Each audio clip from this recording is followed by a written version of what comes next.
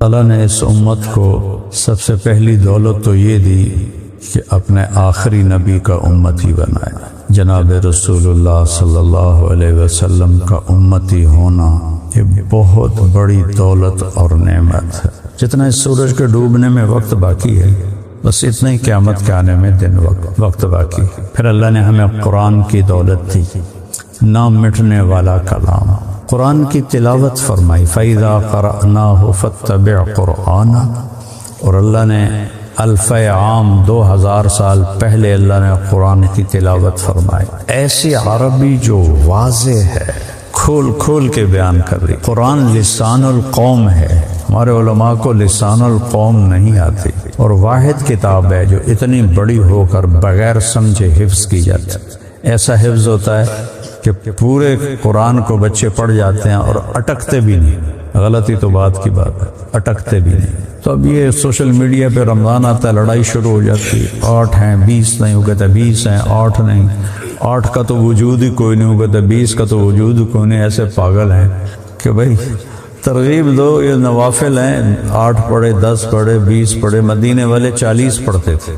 علیکم بسنتی و سنت الخلفاء الراشدین من المہدیین من بعد، خلفاء راشدین کی سنت تو میرے نبی کی سنت۔ اس ساری آسمانی کتابوں کا خلاصہ ہے قرآن، اور قرآن کا خلاصہ ہے سورۃ فاتحہ، اور سورۃ فاتحہ کا خلاصہ ہے ایاک نعبد و ایاک نستعین۔ کی طرح اس رمضان المبارک میں بھی مولانا طارق جمیل صاحب کی زبانی پروگرام ملاحظہ کیجیے۔ رمضان المبارک کی ہر رات تراویح کے بعد صرف طارق جمیل آفیشیل پر۔ بسم اللہ الرحمن الرحیم، والصلاة والسلام علی رسولہ الکریم وعلی آلہ وصحبہ اجمعین، اما بعد۔ اللہ تعالیٰ نے اس امت کو سب سے پہلی دولت تو یہ دی کہ اپنے آخری نبی کا امتی بنایا۔ جناب رسول اللہ صلی اللہ علیہ وسلم کا امتی ہونا یہ بہت بڑی دولت اور نعمت ہے۔ دوسرا فضل یہ فرمایا کہ ہمارے انتظار کا وقت باقی امتوں سے بہت تھوڑا کر دیا، چونکہ ہم آخر میں آئے ہیں۔ جو ہزاروں سال پہلے سے قبروں میں چلے گئے، ان کا انتظار آخرت کتنا لمبا ہو گیا، اور ہم خاص طور پر امت کا یہ حصہ یہ تو بالکل اب کنارے پہنچا ہوا ہے۔ دجال کھبے سجیوں کے دو آ ہی جاوے گا، بالکل قریب ہیں، تو انتظار تھوڑا ہو گیا۔ سفری آدمی ہو، جہاں جہاز لیٹ ہو جائے، گاڑی لیٹ ہو جائے، کوفت ہوتی ہے، اور ٹائم پہ ہو تو خوشی ہوتی ہے۔ دوسری نعمت یہ ہے کہ ہمارے اور آخرت میں فاصلہ بہت تھوڑا ہے۔ آپ نے اپنی زندگی میں فرمایا کہ جتنا یہ سورج پیلا ہو چکا تھا، سرخ، جتنا اس سورج کے ڈوبنے میں وقت باقی ہے، بس اتنا ہی قیامت کے آنے میں دن وقت باقی۔ تیسرا فضل یہ فرمایا کہ ہمارے عیب پہ پردہ ڈال دیا۔ پچھلی قوموں کے اللہ نے ہمیں واقعات سنائے ہیں، ان کی نافرمانیاں، ان کی ساری برائیاں اللہ نے ہمیں بتائی ہیں، ان کو کیسے پکڑا یہ بھی اللہ نے بتایا ہے۔ لیکن ہماری کمیاں کوتاہیاں اللہ کسی کو بھی نہیں بتا رہا کہ ہمارے پیچھے کوئی اور آنے والا ہے ہی نہیں جن کو بتایا جائے۔ تو اللہ نے ہمارے عیبوں پہ پردہ ڈال دیا، اور کسی کے سامنے کسی آنے والی قوم کوئی ہے ہی نہیں تو بتائے گا کسے۔ آخرت میں بھی پردہ ڈال دیا، لیکن نبی کہیں گے اللہم اجعل حساب امتی الی لئلا یفتضحوا، یا اللہ میری امت کا حساب میرے حوالے کر۔ تو اللہ تعالیٰ پوچھیں گے کیوں؟ تاکہ ان کو شرمندہ نہ ہونا پڑے، میں ہی لے لوں، کسی کو پتہ ہی نہ چلے۔ تو اللہ فرمائیں گے جب آپ حساب لیں گے تو آپ کے سامنے تو شرمندہ ہونا پڑے گا، لہٰذا میں آپ کے حوالے بھی نہیں کروں گا، میں خود لوں گا، اور ایک پردہ حائل ہو جائے گا سارے انسانیت کے اور امت کے درمیان، اور صالح اور طالع، اچھے اور برے کا نتیجہ پردے میں ہوگا۔ کسی نے جہنم میں بھی جانا ہے تو پچھلی امتوں کو کچھ پتہ نہیں کون گیا۔ یہ اللہ نے ہم پہ کرم اور فضل فرمایا۔ پھر اللہ نے ہمیں قرآن کی دولت دی، نہ مٹنے والا کلام۔ باقی 3 کتابوں کی اللہ نے تلاوت نہیں فرمائی، کلام اللہ کہا ہے قرآن میں کہ اللہ کی طرف سے آئی ہیں۔ قرآن کی تلاوت فرمائی، فَإِذَا قَرَأْنَاهُ فَاتَّبِعْ قُرْآنَهُ، اور اللہ نے الف عام 2000 سال پہلے اللہ نے قرآن کی تلاوت فرمائی، تو لہٰذا اس کو کوئی مٹا نہیں سکتا، نہ یہ تبدیل ہو سکتا ہے، نہ یہ خود بدل سکتا ہے، نہ اسے کوئی بدل سکتا ہے۔ لا مبدل لکلمات، کوئی بدلنا چاہے نہیں ہوگا۔ لا تبدیل لکلمات اللہ، یہ تبدیل ہوتی ہی نہیں، اتنی حفاظت ہے اللہ کی۔ تو بہت بڑی گمراہی ہے یہ کہنا کہ قرآن میں تحریف ہو گئی اور قرآن بدل دیا گیا، تو کفر بواحن ہے یہ، جس کو اللہ کہے وَإِنَّا لَهُ لَحَافِظُونَ، ہم حفاظت کریں۔ پھر قرآن کا تعارف، قرآن کیا ہے؟ خود قرآن کی زبان میں وَإِنَّهُ لَتَنزِيلُ رَبِّ الْعَالَمِينَ، سب سے شعراء میں، سورہ شعراء میں مجھے لگتا ہے، ہو سکتا ہے کسی اور جگہ اس سے بھی زیادہ واضح ہو، لیکن مجھے یہاں لگتا ہے سب سے بہترین تعارف۔ پہلا سوال ہے یہ کہاں سے آیا ہے؟ تو اس کو ان اور لام کے ساتھ اللہ نے مضبوط کیا، انہو لتنزیل، یہ ہے اتارا ہوا، زمین کا کلام نہیں ہے، اوپر سے آیا ہے۔ کس نے بھیجا ہے؟ رب العالمین، وَإِنَّهُ لَتَنزِيلُ رَبِّ الْعَالَمِينَ۔ پہلے سوال کا جواب ہو گیا کہ کس نے بھیجا ہے بھائی؟ رب العالمین۔ اب رب العالمین تو فوق سبع سماوات ہی ہے، اور ہمارے نبی مدینہ میں ہیں، تو کون لے کر آیا ہے؟ اس کا اللہ نے جواب دیا نزل بہ الروح الامین، اسے جبریل نے فرمایا، الروح ایک انتہائی معزز نام دیا، الامین امانت دار ہے، اپنی طرف سے کوئی چیز شامل نہیں کرے گا، جیسے ہے ویسے ہی لائے گا۔ اب تیسرا سوال، کس کے پاس آیا یہ کلام؟ تو علیہ کا نہیں کہا، علی قلبک، آپ کے دل پر اتارا گیا۔ تو قرآن کی جگہ زبان نہیں ہے، قرآن کی جگہ دل ہے۔ یہ فرق ہے ہمارا اور صحابہ کا، تھا بھی خیر القرون، ان کے یہاں اترا، ہمارے بھی ہے اللہ کے فضل سے، لیکن دھندلے نقوش ہیں ان کے، ایسے جیسے پہاڑ میں کوئی چیز کھود دی جائے، ایسے قرآن ان کے اندر گڑ گیا تھا۔ علی قلبک، اے میرے نبی، یہ ہمارے نبی کے دل پر اتارا گیا۔ چوتھا سوال ہے کیوں آیا ہے؟ لِتَكُونَ مِنَ الْمُنذِرِينَ، کہ آپ دنیا کو خبردار کریں کہ تم امتحان میں ہو، آزاد نہیں ہو، اور تمہارے فعل اور پاس کے فیصلے آگے ہو رہے ہیں، اور موت کے بعد دو ٹھکانے ہیں، ایک ہمیشہ کے لیے اچھا جنت، ایک ہمیشہ کے لیے برا جہنم، اس کی تیاری کرو۔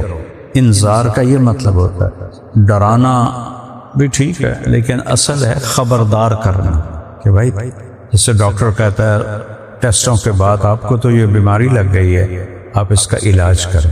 ہمدردی میں کسی کو بتانا کہ آگے کچھ ہونے والا ہے، فریق فی الجنت و فریق فی السعیر، قرآن کہہ رہا ہے ایک بہت بڑا دھڑا جنت میں جائے گا، ایک بہت بڑا طبقہ جہنم میں جائے گا۔ لِتَكُونَ مِنَ الْمُنذِرِينَ۔ پانچویں بات آتی ہے کس زبان میں ہے؟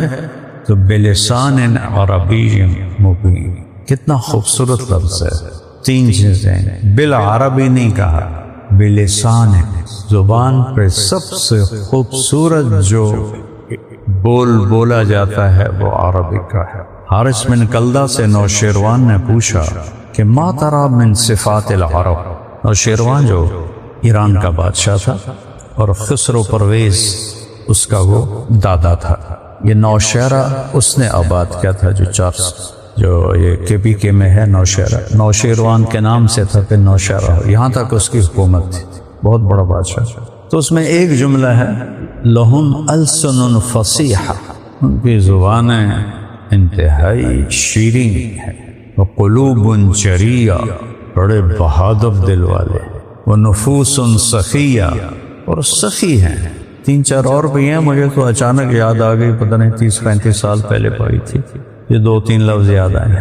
بلسان عربی مبین، ہر سوال کا جواب آ رہا ہے۔ ایسی عربی جو واضح ہے، کھول کھول کے بیان کر رہی۔ لسان القرآن لسان القوم ہے، ہمارے علماء کو لسان القوم نہیں آتی، اس لیے وہ بات بھی کرتے ہیں اور لوگ خالی بھی چلے جاتے ہیں۔ یہ اللہ نصیب فرمائے تو فرمائے۔ پیچھے کو اس کی دلیل ہے وَإِنَّهُ لَفِي زُبُرِ الْأَوَّلِينَ۔ یہ میرے خیال میں، شیخ صاحب بتائیں گے کہیں اور بھی ہے کہ نہیں، لیکن میرے خیال میں یہ جامع ترین قرآن کا تعارف ہے، اور اللہ نے اس کا یاد کرنا آسان فرما دی۔ پہلی امتیں اپنی کتاب یاد نہیں کر سکتی تھیں۔ جب عزیر علیہ السلام 100 سال مرنے کے بعد زندہ ہو کے آئے تو ساری نسل بدل چکی تھی۔ انہوں نے پوچھا لوگوں نے آپ کون ہے؟ کہا میں عزیر ہوں۔ کہا اس کو تمہارے 100 سال ہو گئے۔ تو ایک ان پر اچھا خاصا ہنگامہ کھڑا ہو گیا، یہ کہاں سے آ گیا عزیر کہنے والا؟ وہ تو فوت ہو گئے 100 سال پہلے۔ تو کسی پرانی عمر والے آدمی کے پاس لے جاؤ، بڑی عمر والا۔ تو ایک عورت تھی بہت بڑھیا، اس کے پاس سارے گئے۔ انہوں نے کہا بی بی میں عزیر ہوں۔ اس نے کہا عزیر کو تو تورات یاد تھی، تو سنا دے تو ہم مان جائیں گے۔ تو عزیر علیہ السلام نے تورات سنائی، پھر لوگوں کو یقین آیا کہ یہ وہی نبی ہیں۔ تو صرف نبی یاد کر سکتا تھا، عام لوگ نہیں۔ ہمارے ماشاءاللہ بچے بھی یاد کر رہے ہیں، بڑے بھی یاد کر رہے ہیں، عورتیں بھی یاد کر رہی ہیں، بچیاں بھی یاد کر رہی ہیں۔ اللہ نے اس کو اتنا آسان فرما دیا، اور واحد کتاب ہے جو اتنی بڑی ہو کر بغیر سمجھے حفظ کی جاتی ہے۔ ایسا حفظ ہوتا ہے کہ پورے قرآن کو بچے پڑھ جاتے ہیں اور اٹکتے بھی نہیں۔ غلطی تو بات کی بات، اٹکتے بھی نہیں۔ تو اللہ نے ہمیں رمضان میں قرآن سننے کی ترغیب دی، جو ہمارے نبی نے قیام اللیل کی ترغیب دی۔ پھر حضرت عمر رضی اللہ تعالیٰ عنہ نے اس کو، اللہ کے نبی کے زمانے میں فرادہ حفاظ سناتے تھے۔ صدیقی دور میں بھی ایسے تھے، الگ الگ حفاظ کھڑے ہوتے تھے، سناتے تھے۔ حضرت عمر کے ابتدائی دور میں بھی ایسے تھے۔ پھر ایک دن آئے تو کوئی ادھر کوئی ادھر کوئی ادھر، کہنے لگے اگر ان کو ایک حافظ پہ جمع کر دوں تو کیسا رہے گا؟ تو ابی بن کعب رضی اللہ تعالیٰ عنہ کو حافظ امام بنایا، اور باقیوں سے کہا کہ اس کے پیچھے 20 رکعت۔ تو اب یہ سوشل میڈیا پہ رمضان آتا ہے، لڑائی شروع ہو جاتی، 8 ہیں 20 نہیں، وہ کہتے 20 ہیں 8 نہیں، 8 کا تو وجود ہی کوئی نہیں، وہ کہتے 20 کا تو وجود ہی کوئی نہیں۔ تراویح اس کا نام نہیں ہے، اس کا نام ہے قیام اللیل۔ تراویح پڑھا ایک خاص عمل کی وجہ سے کہ اہل مکہ 4 رکعت کے بعد ایک طواف کرتے تھے، تھوڑا پاؤں کھل جاتے تھے تو وہ ایک آرام ہو جاتا تھا، پھر 4 رکعت کے بعد ایک طواف کرتے تھے، تو 5 طواف ہوتے تھے۔ تو ایک طواف کو ترویحہ کہتے تھے کہ آرام ہو گیا، دوسرا طواف ترویحہ، تیسرا طواف تراویح بن گیا۔ مدینے والوں نے کہا وہ مکے والے تو 5 طواف کرتے ہیں، ہم کیا کریں؟ ان کا ہم 40 رکعت پڑھے، انہوں نے 40 پڑھنی شروع کر دی۔ تو یہ اس پہ کوئی جھگڑا نہیں ہے، ہاں 8 پڑھے گا تو اجر کم ملے گا، 20 پڑھے گا تو اجر زیادہ ملے گا۔ اس کو بدعت کہنے والے تو خود بدعت ہی لگتے ہیں یا سمجھ سے خالی ہیں۔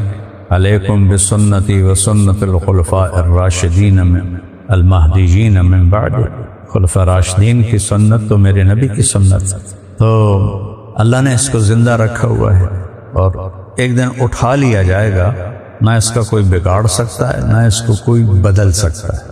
سورۃ فاتحہ کے بارے میں علماء فرماتے ہیں کہ ساری آسمانی کتابوں کا خلاصہ ہے قرآن، اور قرآن کا خلاصہ ہے سورۃ فاتحہ، اور سورہ فاتحہ کا خلاصہ ہے ایاک نعبد و ایاک نستعین۔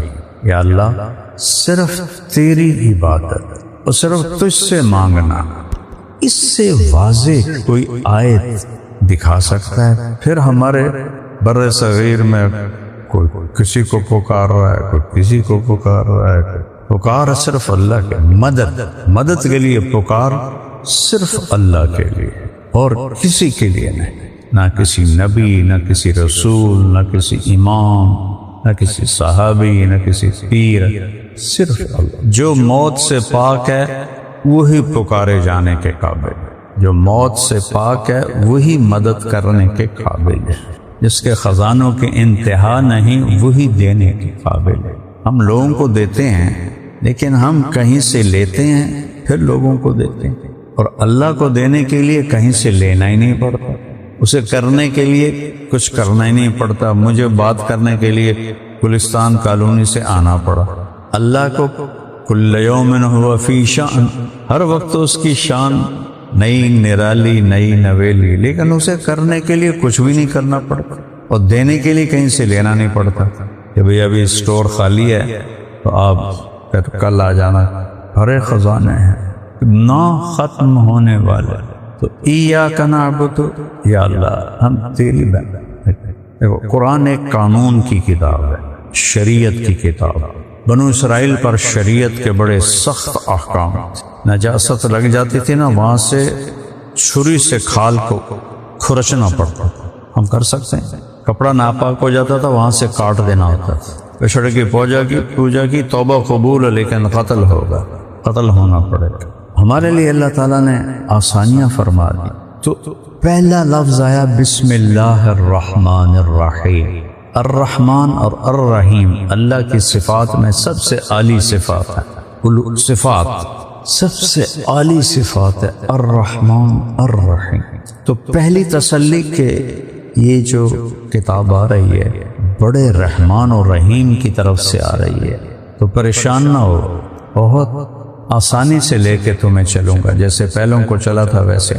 پھر دوبارہ الحمدللہ، سب تعریفیں اللہ کے۔ مدح ہوتا ہے کوئی اچھے کام کرنے پر تعریف کرنا، اس میں خوش آمد کا معنی بھی شامل ہے، اور حمد اس ذات کے لیے ہے جو کچھ بھی نہ کرے تو ایسا عالی شان ہے کہ وہ تعریف کے قابل ہے، وہ شکر گزاری کے قابل ہے۔ اور پھر اپنا نام لے کر آئے للہ، صرف اللہ کے لیے ہے، باقیوں کے لیے مدح ہے چونکہ ان کو تو اللہ نے دی ہیں صفات، اللہ کے لیے حمد ہے۔ رب العالمین، تمہارا پالنے والا ہوں۔ اللہ ماں بچے کو سختی میں ڈال سکتی، ماں سے زیادہ پیار ہے۔ یہ میری کتاب آ رہی ہے، یہ پالنے والی کی طرف سے آ رہی ہے۔ ہر موقع کی تربیت الگ ہوتی ہے۔ رب وہ ہے جو ہر موقع کے لحاظ سے اس کو اس کی تربیت کے اسباب مہیا کرے۔ ایک بچے کی ماں کے پیٹ میں آنکھیں مر رہی ہیں، اس کے لیے اور شکل ہے، ایک کی کان مر رہے ہیں، اس کے لیے اور شکل ہے۔ رب ہر چیز کو ترتیب سے لے کے چلنا اور جس کی جو ضرورت ہے وہ اس کو مہیا کرتا۔ پھر آگے کہا الرحمن الرحیم، میں تو ہوں ہی رحمان، میں تو ہوں ہی رحیم، تو میں تمہیں تنگی میں ڈال سکتا ہوں۔ پھر ایک رخ دکھایا مالک یوم الدین، اس کے ساتھ میرے پاس جزا سزا کا نظام بھی ہے کہ کچھ لوگ پیار سے چلتے ہیں، کچھ لوگ ذرا آنکھیں دکھانے سے چلتے ہیں، کچھ اس کے باوجود بھی نہیں چلتے۔ تو مالک یوم الدین، جزا سزا کا دن طے ہے۔